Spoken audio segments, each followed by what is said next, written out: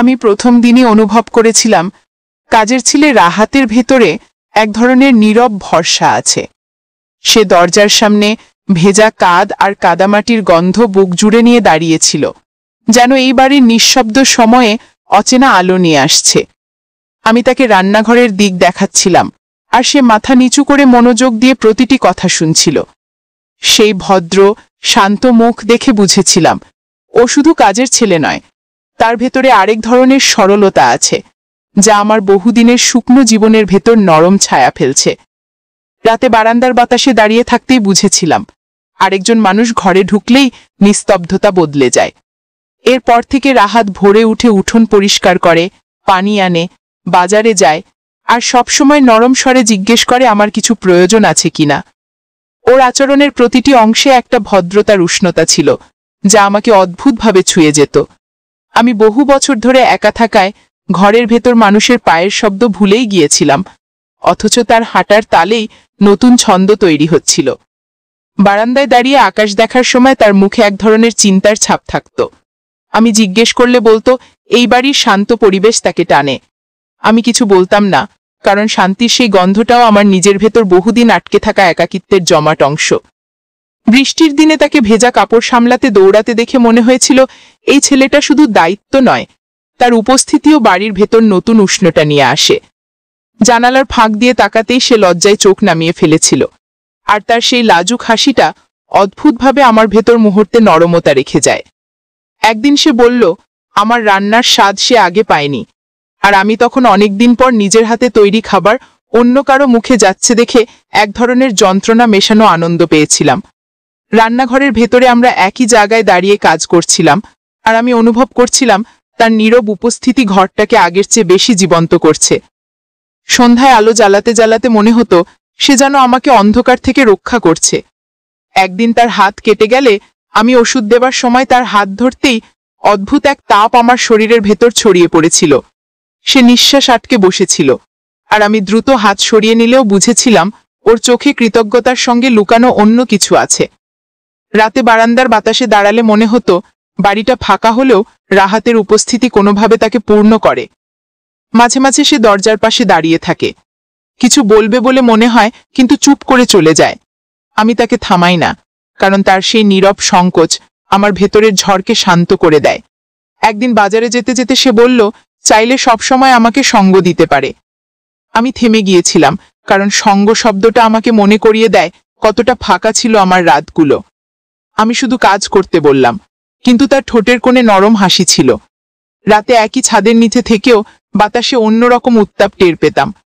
রাহাত জানালার পাশে দাঁড়িয়ে থাকত, আর আমি পেছন থেকে তাকালে মনে হতো তার শান্ত মুখ আর লাজুক চোখে আমার ভেতরের শূন্যতা গলে যাচ্ছে। সে শুধু কাজের ছেলে নয়, সে যেন আমার বহুদিনের খালি জায়গাগুলো পূরণ করার মতো কারোর ছায়া।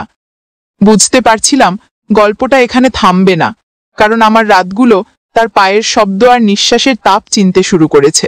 সেদিন সকালটা অদ্ভুতভাবে মোলায়েম ছিল। ঘুম ভাঙার পর দেখলাম রান্নাঘর থেকে থালা বাসনের নরম শব্দ আসছে, আর সেই শব্দের ভেতর রাহাতের মৃদু গুনগুন লুকানো। আমি দরজার কাছে দাঁড়িয়ে কিছুক্ষণ ওকে দেখছিলাম। তার ভেজা চুল, দিনের আলোয় পড়া ছায়া, কাজের ভঙ্গিতে একটা অদ্ভুত শান্তি, যা আমার ভেতরে হারিয়ে যাওয়া অনুভূতিগুলোকে ধীরে ধীরে জাগিয়ে তুলছিল। আমি জিজ্ঞেস করলাম এত সকালে উঠেছে কেন। সে বলল আমার ঘুম ভাঙবে ভেবে চুপচাপ রান্না করছে। তার এই ছোট ছোট খেয়াল রাখার অভ্যাসগুলো আমাকে এমনভাবে ছুঁয়ে যাচ্ছিল যা আমি কাউকে বোঝাতে পারতাম না। ঘরে মানুষের উপস্থিতি কতটা বদলে দিতে পারে তা হয়তো আমি ভুলেই গিয়েছিলাম, কিন্তু রাহাতের প্রতিটি নীরব কাজ আমাকে আবার বাস্তব জীবনের উষ্ণতা মনে করিয়ে দিচ্ছিল। দুপুরে আমরা দুজন উঠোনে বসে চা খাচ্ছিলাম। হাওয়ায় শুকনো পাতার শব্দ, আর তার চোখের ভেতর এক ধরনের দৃষ্টি ছিল যা কথার চেয়ে শক্তভাবে স্পর্শ করত। আমি চোখ সরিয়ে নিতে বাধ্য হয়েছিলাম, যাতে সে আমার ভেতরের ওঠা ঢেউ না বুঝে ফেলে। ও বলল চাইলে সে শুধু কাজ করা নয়, আমার জীবনের অনেক জায়গায় পাশে থাকতে পারে। আমি তাকে থামিয়ে বললাম বাড়ির কাজটাই আগে শিখে নিক, কিন্তু মন জানত ওর কথাই শুধু দায়িত্ব নয়, এক ধরনের নীরব টান আছে যা আমি অস্বীকার করলেও কমছে না। বিকেলে বাজারে যাবার সময় ও আমার পাশেই হাঁটছিল। রাস্তায় লোকজনের ভিড়ের মধ্যে আমি টের পেয়েছিলাম ও অদৃশ্যভাবে আমাকে আড়াল করে রাখছে, যেন আমি ভিড়ের ক্লান্ত হাওয়ার মধ্যে হারিয়ে না যাই। আমি এটুকুই বললাম, ভিড় দেখে ভয় পাওয়ার কিছু নেই।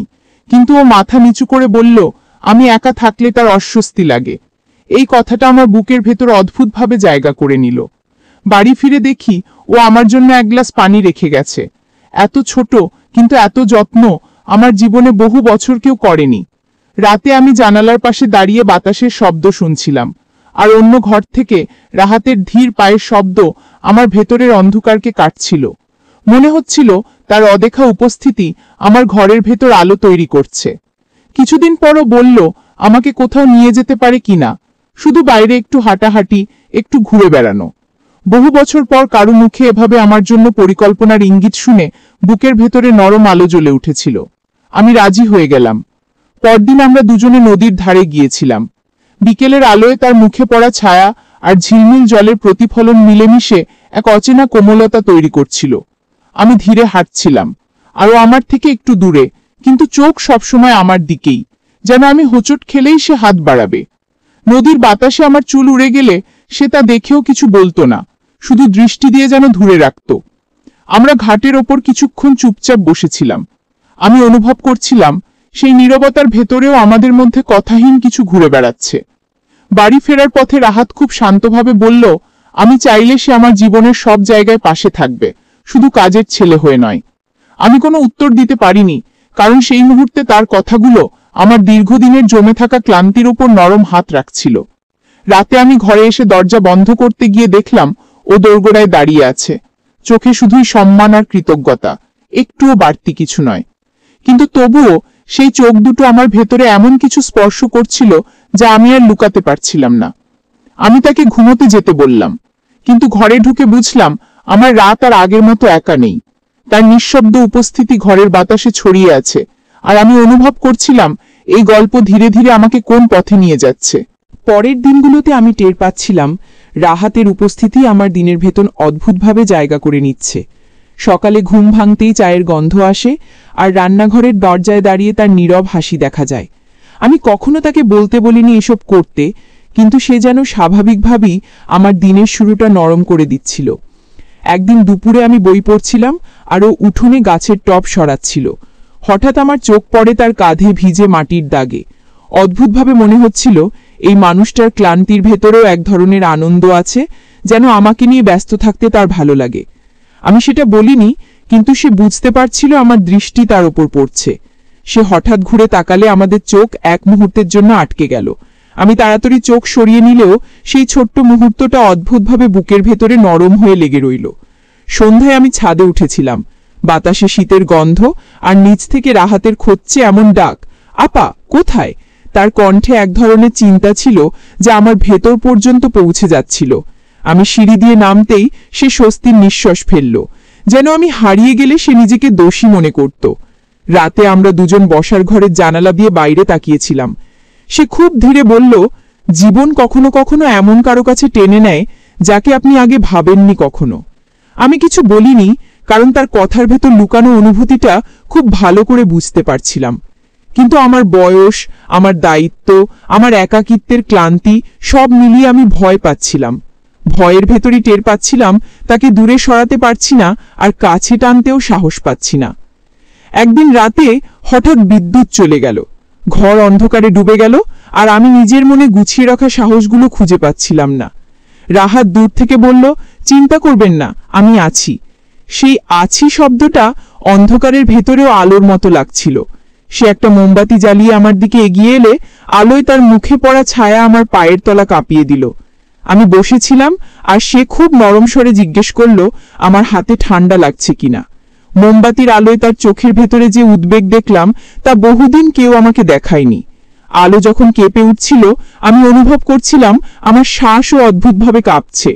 সে কিছু বলছিল না, শুধু পাশে নীরবে দাঁড়িয়েছিল। সেই নীরবতায় যেন আমাকে ভেতর থেকে নরম করে দিচ্ছিল। বিদ্যুৎ ফিরে এলে সে ধীরে বলল, আপনি ভয় পেলে আমাকে ডাকবেন, আমি দূরে থাকব না। এই কথাটা এমনভাবে বলা ছিল যেন সে অনেকদিন ধরে এই বাক্যটি তার ভেতরে ধরে রেখেছিল। পরদিন সকালে আমার মাথা একটু ব্যথা করছিল। আমি কিছু বলিনি, কিন্তু কয়েক মিনিটের মধ্যেই সে গরম পানি এনে বলল, মাথায় লাগালে আরাম হবে।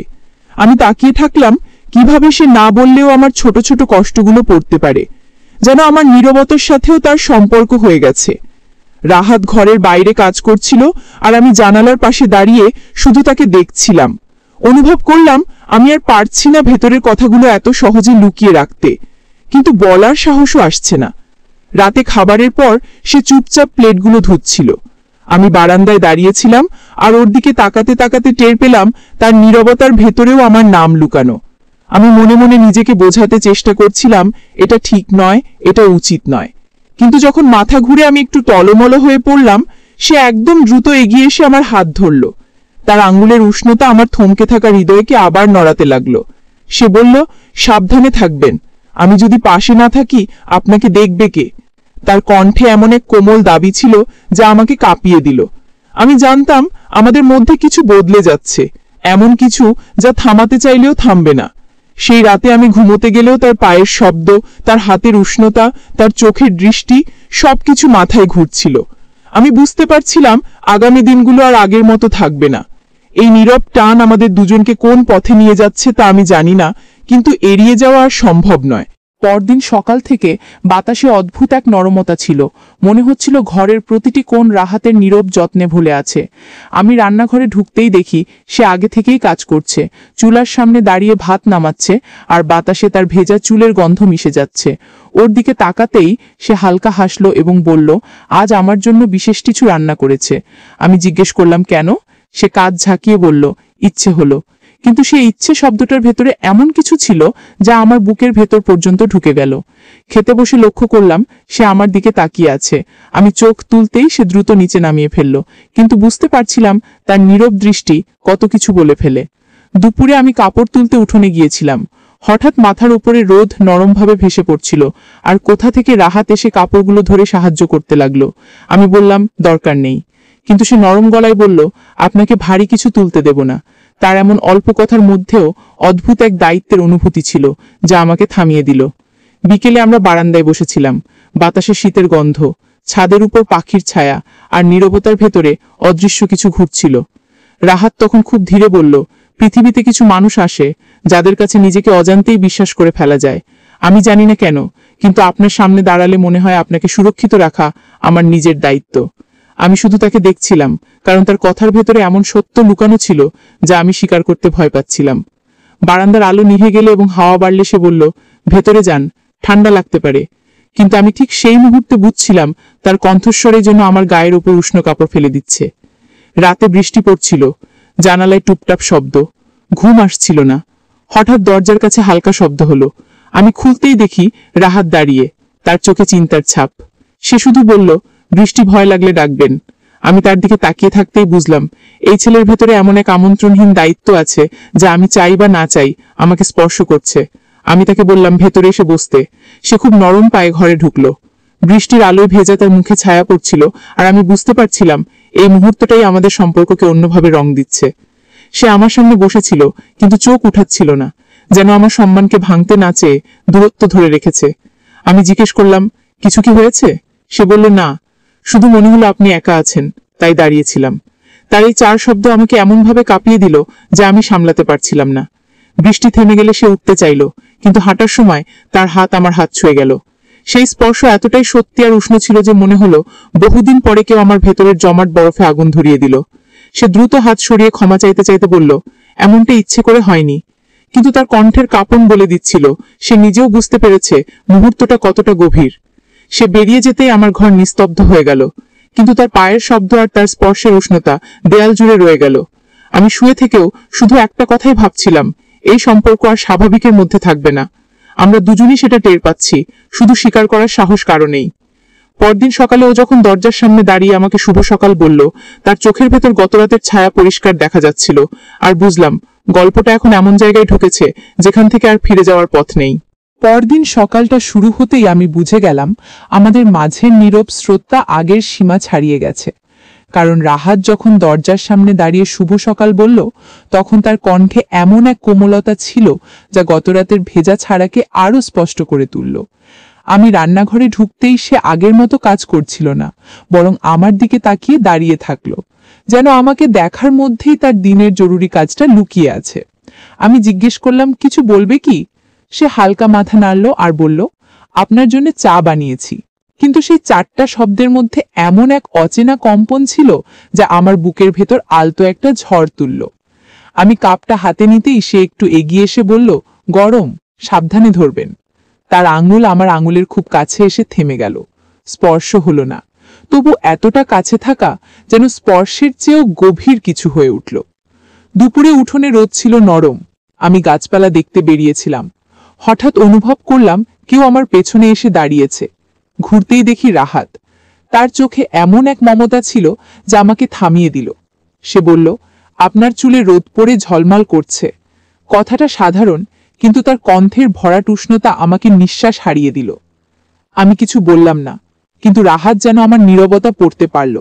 বলল, আপনি চাইলে আমি গাছগুলো নিয়মিত পানি দেব, যেন আপনাকে কিছুতেই কষ্ট পেতে না হয়। বিকেলে আমি বারান্দায় বসেছিলাম। বাতাসে ফুলের গন্ধ ভাসছিল। রাহাত এসে পাশে বসেনি, বরং সামান্য দূরে দাঁড়িয়েই বলল, আজ আপনাকে খুব শান্ত লাগছে।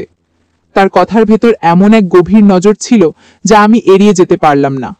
সে আবার বলল, আপনি চাইলে আমরা কোথাও ঘুরে আসতে পারি, শুধু বাতাসে হাঁটাহাঁটি করতে। তার গলায় ছিল সংযত আশা, আর আমার ভেতর অদ্ভুত এক টান তৈরি হচ্ছিল। আমি জানি না কেন, কিন্তু অনুমতি দিয়ে ফেললাম। সন্ধ্যায় আমরা দুজন রাস্তার দিকে হাঁটছিলাম। অন্ধকার নরম হয়ে নেমে আসছিল, আর রাহাত আমার পাশে এমনভাবে হাঁটছিল যেন আমাকে ছায়ার থেকেও বেশি নিরাপত্তা দিতে চায়। কোনো কথা বলছিল না, তবু ওর নীরব সঙ্গ আমাকে আলাদা এক উষ্ণতায় ভরিয়ে দিচ্ছিল। হঠাৎ একটা মোটরসাইকেল পাশ কাটিয়ে গেল। আমি একটু চমকে উঠতেই রাহাত খুব স্বাভাবিক ভঙ্গিতে হাত বাড়িয়ে আমার বাহু ধরে বলল, সাবধানে।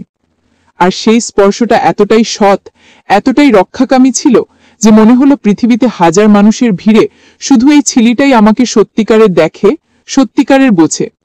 ফিরে আসার পথে সে বলল, আজ আপনাকে হাসতে দেখেছি। আমি কিছু না বললেও মনে হচ্ছিল এই ছেলেটা আমার অদেখা দুঃখগুলো চুপচাপ কাঁধে নিয়ে হাঁটছে। রাতে ঘরে ফেরার পর আমি লাইট নিভিয়ে বসেছিলাম আর ভাবছিলাম, কেন রাহাতের নীরব যত্ন আমাকে এত গভীরভাবে ছুঁয়ে যাচ্ছে। তখন দরজায় হালকা টোকা। খুলতেই দেখি সে দাঁড়িয়ে। খুব আলতো গলায় বলল, বাইরে বাতাস বেড়েছে, জানালাটা আমি বন্ধ করে দিই। অথচ এত সামান্য অজুহাতে তার এসে দাঁড়ানোয় এমন এক মন খুলে দেওয়ার ইচ্ছা জন্মালো যা আমি আটকাতে পারছিলাম না। সে জানালা বন্ধ করল, কিন্তু বেরিয়ে গেল না। আমার দিকে তাকিয়ে খুব ধীরে বলল, আপনি কি আজ একটু দুঃখী দেখাচ্ছেন? আমি তাকিয়ে থাকলাম, আর সেই নিঃশব্দ দৃষ্টির ভেতর আমার সব ভাঙাচোরা ক্লান্তি ঠাঁই পেল।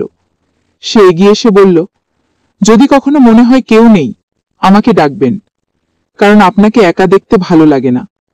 তার চোখে এমন এক সত্য লুকানো ছিল যে আমি আর দূরত্ব ধরে রাখতে পারলাম না।